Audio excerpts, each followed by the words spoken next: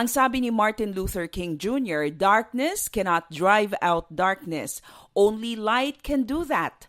Hate cannot drive out hate. Only love can do that.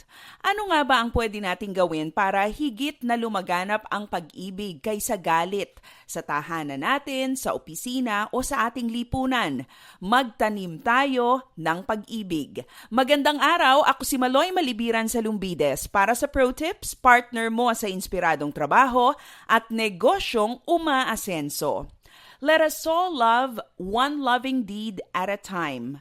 At mayroon akong simpleng mungkahi sa iyo na pwede mong simulang itanim ngayon upang sa kinalaunay magbunga ito ng mas loving na environment dyan sa trabaho mo. Una, listen to understand. Maraming mapanakit na salita ang naririnig at minsan nabibitiwan natin dahil sa kakulangan ng pakikinig upang umunawa.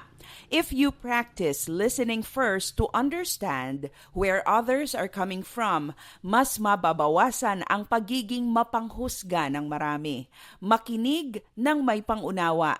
Makinig hindi upang hanapin ang mali ng iba. Makinig ng may pag-ibig. Pangalawa, act with kindness without expecting anything in return. Sa trabaho mo ngayon, gumawa ka ng mabuti dahil sa may bonus kapag nahigitan mo ang nire-require sa iyo ng kumpanya. Love always goes the extra mile. Magiliw mong ibibigay ang iyong best para sa mga taong mahal mo.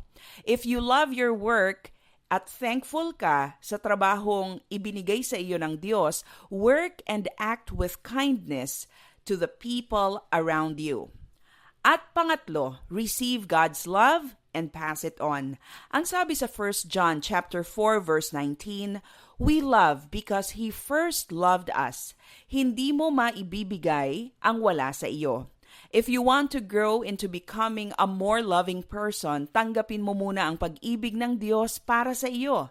God's love is patient and kind. Love does not envy or boast. It is not arrogant or rude. It does not insist on its own way. It is not irritable or resentful. It does not rejoice at wrongdoing, but rejoices with the truth. Magtanim ng pag-ibig araw-araw.